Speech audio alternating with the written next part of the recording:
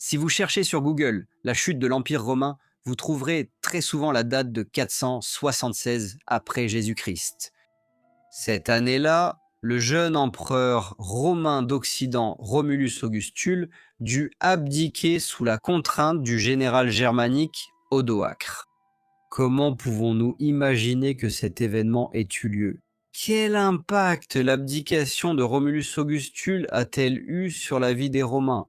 L'Empire romain est-il vraiment tombé en 476 après Jésus-Christ? Et qu'est-il réellement arrivé à Romulus Augustule?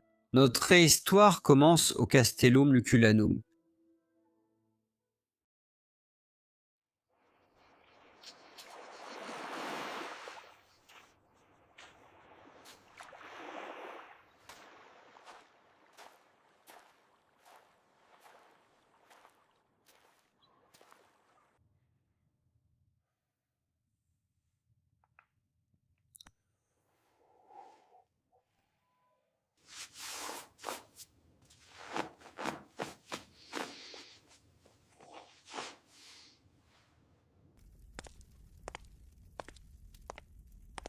Bonjour Romulus.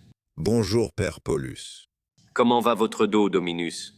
Je vais mieux grâce à vos herbes, Père. Merci. Inutile de me remercier, remerciez le Seigneur, Dominus. Tu es maintenant empereur, mon fils. Ensemble, toi et moi, nous allons restaurer la gloire de Rome. Mais Père, je ne sais pas diriger un empire. Tu apprendras, mon fils, avec le temps.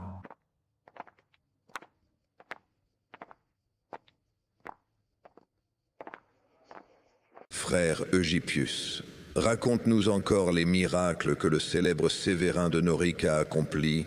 Dominus Romulus ne l'a pas fait. J'ai déjà raconté des centaines de fois les exploits de mon mentor en Norique. Oui, c'est vrai, mais les miracles du grand Sévérin de Norique sont toujours si incroyables. Nous savons que Romulus Augustule a survécu plusieurs décennies après sa déposition au Castellum Lucullanum. À l'origine, il s'agissait d'une ancienne villa construite par Lucius Licinius Lucullus au 1er siècle avant JC, puis fortifiée plus tard par Valentinien III vers 450 pour en faire une forteresse. Votre Altesse impériale, j'espère que la nourriture vous plaît, sire.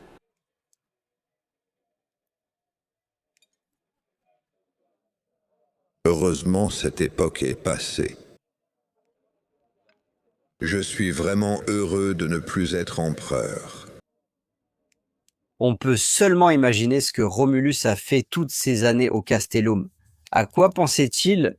Cela devait être très étrange pour lui d'être le dernier empereur romain d'Occident vivant.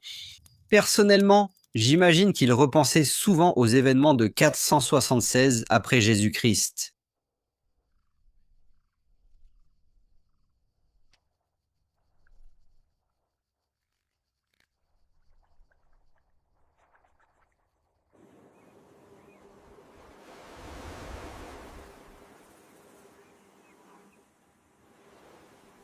Eh bien les gars, je suppose que Paulus n'était pas beaucoup plus tacticien que son frère Oreste, n'est-ce pas? C'est un grand jour les gars, nous avons gagné aujourd'hui. Oreste refusait de nous donner des terres en Italie. Nous avons combattu et saigné pour les Romains, qui ont cessé depuis longtemps et nous laissent nous battre à leur place. Et maintenant, nous allons réclamer la récompense qui nous revient de droit pour avoir été leurs fédérés et avoir mené leur guerre. Marchons donc sur Ravenne et déposons le jeune empereur sans pouvoir. Les jours des empereurs romains d'Occident sont terminés. L'avenir nous appartient. Odoaca était un général de l'armée romaine d'Occident, qui à cette époque était composé presque entièrement de soldats fédérés germaniques, les soi-disant Foederati. Il n'y avait plus d'armée romaine régulière à cette époque, recrutée parmi les Romains de souche, car il n'y avait tout simplement plus assez d'argent pour payer des troupes romaines de qualité. Odoaca s'était rebellé contre Flavius Orestes et son frère Paulus, parce qu'Orestes avait refusé à Odoaca et à ses hommes des terres pour s'installer en Italie. Odoaca a ensuite mené 2 batailles, l'une contre Oreste à la fin du mois d'août dans la ville de Placentia, l'actuelle Plaisance, et une autre contre Paulus au début du mois de septembre, près de Ravenne. Oreste et Paulus avaient tous deux perdu contre Odoaca et furent exécutés par lui. Pendant ce temps, on peut imaginer que la situation à Ravenne devait être assez désespérée. Après avoir appris la défaite d'abord d'Oreste, puis aussi de Paulus,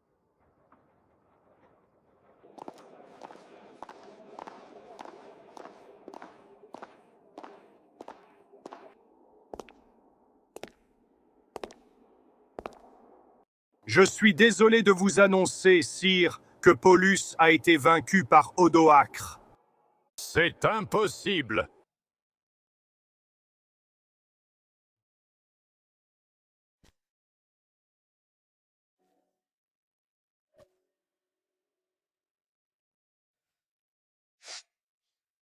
D'abord mon père et maintenant mon oncle, maudit. Que ce barbare soit maudit.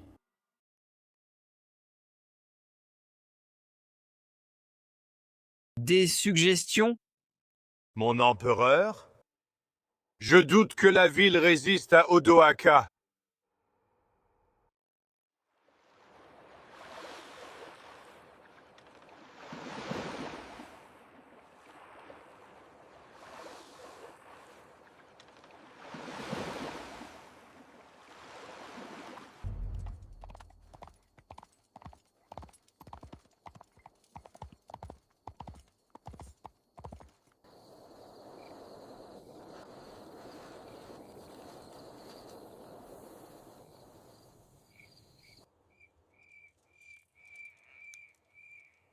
Odoacre est arrivé.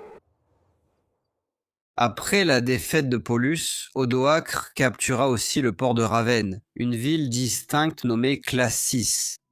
Ce qui s'est exactement passé après la prise de Classis et la reddition de Ravenne reste inconnu. Mais voici comment j'imagine que les choses ont pu se dérouler. Odoacre n'a pas seulement vaincu Paulus, mais il a aussi pris Classis. Et je ne pense pas que nous puissions compter sur nos fédérati. Ce sont des parents d'Odoacre. Tu as raison, Romulus. Ils vont probablement nous trahir et préférer rejoindre Odoacre. Oui, et l'empereur d'Orient me voit encore comme une usurpatrice. Je vais être honnête avec toi, mère. Je n'ai aucune idée de ce que je dois faire. Même la meilleure impératrice ne peut sauver l'Empire d'Occident. Romulus, ton père n'aurait jamais dû te mettre dans cette situation.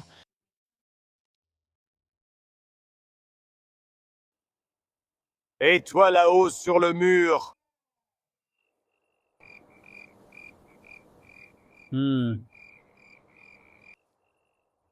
Oui, toi. Il parle de toi, Okeila.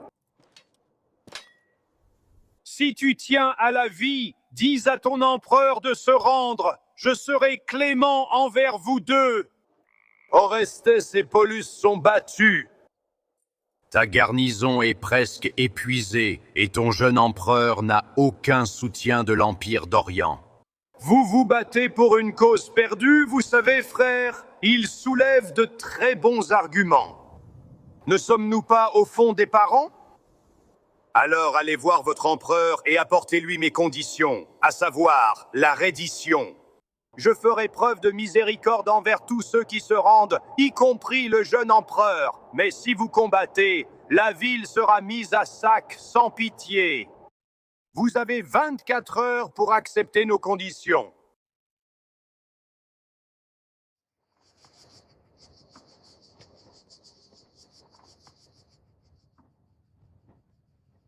Voici les conditions d'Odoaca, mon empereur. Puis-je parler franchement ?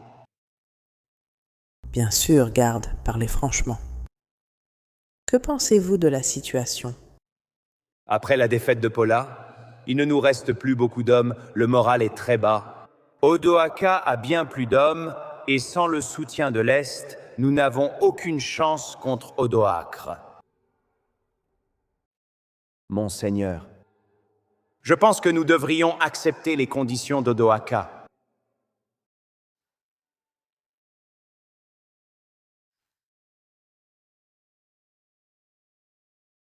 J'espère qu'Odoacler tiendra parole. Il semble que nous n'ayons pas le choix.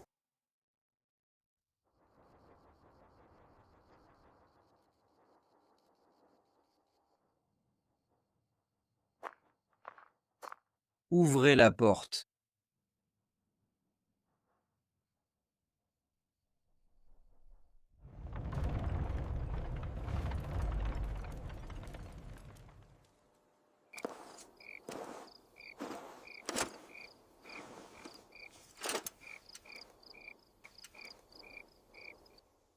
Bien, mon jeune empereur, nous devons parler.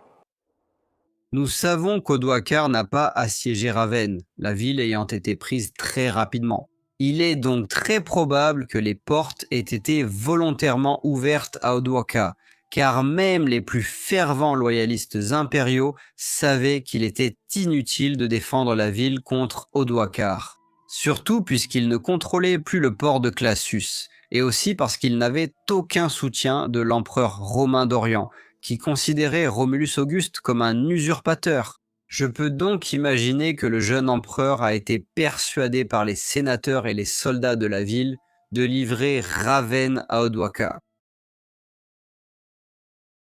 Eh bien, garçon, j'espère que tu as apprécié ton temps en tant qu'empereur, car ce temps est maintenant terminé. Désormais, je gouvernerai la province d'Italia. L'Occident n'a plus besoin d'un empereur. Un seul empereur à Constantinople suffira pour l'Empire romain, et tu as de la chance. Je ne tue pas les enfants, mais tu abandonneras ton diadème et tu te retireras, et je ne suis pas sans cœur. Je t'accorderai 6000 solidi d'or par an, mais tu ne reviendras jamais en politique. Je t'envoie, toi, ta mère et tes serviteurs au Castellum Luculanum en Campanie, et maintenant je nomme ton diadème, s'il te plaît.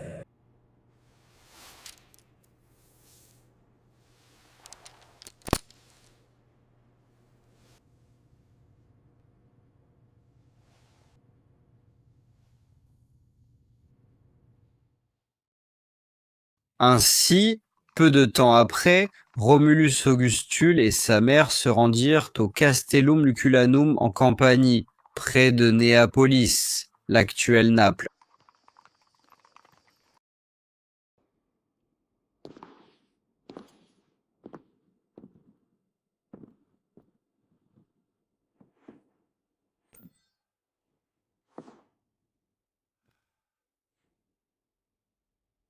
Envoie le diadème et les insignes impériaux à Constantinople. Dis à l'empereur Zénon que l'Occident n'a plus besoin d'empereur.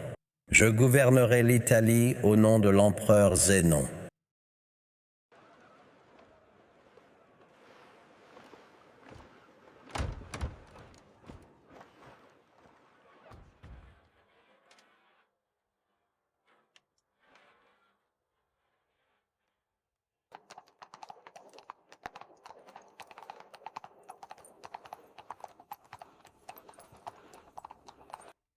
Oui, avancez, messager de l'Empire d'Occident.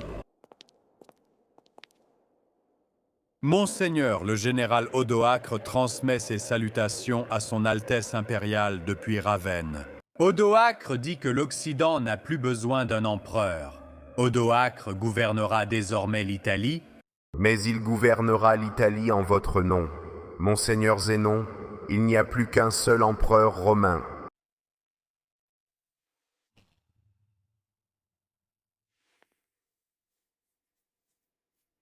Cette nouvelle est arrivée au pire moment possible pour l'empereur Zénon, car il venait tout juste, quelques semaines auparavant, de reprendre Constantinople des mains de l'usurpateur Basilisque.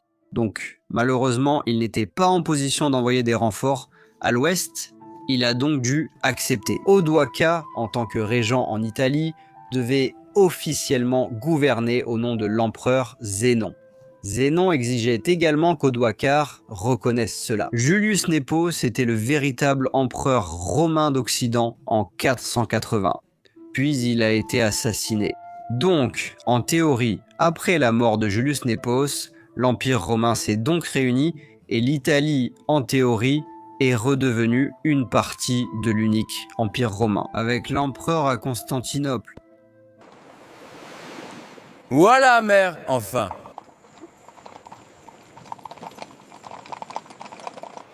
Romulus et sa mère sont arrivés au Castellum Lucullanum probablement quelques semaines après ces événements.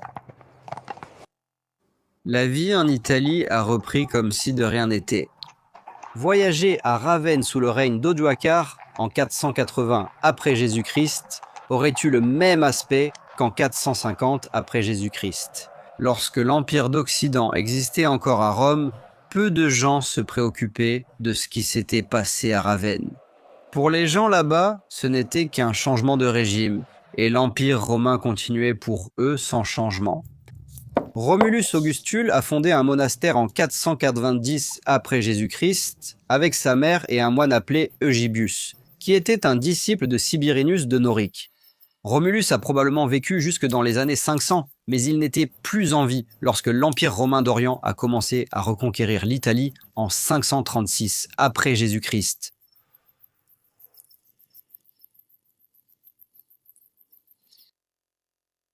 C'est ainsi que j'imaginais que ces événements s'étaient déroulés, mais bien sûr, cela aurait aussi pu se passer différemment. J'espère que vous avez apprécié cette vidéo, même si elle est différente. J'expérimente actuellement un style de vidéo un peu docudrame, parce que je pense que l'IA, même si elle est détestée, a maintenant atteint un point où nous pouvons reconstituer comment la vie devait être à l'époque de la fin de l'Empire romain. Je pense que c'est un excellent outil. J'espère que vous ne voyez pas ça comme une bouillie d'IA. J'ai soigneusement entraîné l'IA pour qu'elle montre des vêtements, armures et architecture précis, entre autres. Comment cela devait ressembler à cette époque-là. De plus, je me suis assuré d'entraîner l'IA avec des images du domaine public et de ne pas voler les œuvres d'autres artistes. Je vais également sortir cette histoire de Romulus en tant que film indépendant, car je pense que le format docudrame est intéressant, mais qu'une version film indépendant l'est aussi. Donc je pense que je vais simplement faire les deux. Et vous pouvez être sûr que nous explorerons beaucoup d'autres événements fascinants de la fin de l'histoire romaine. Imaginez à quoi cela ressemblait alors, ce qui aurait pu arriver, ce que pensaient et ressentir les gens. Et peut-être que nous pourrons tout ramener à la vie. Un grand merci à nos mécènes qui me motivent à continuer de faire des vidéos sur l'histoire de la Rome tardive. Merci à Tibiago et Penny Malete, amis de l'histoire de la Rome tardive.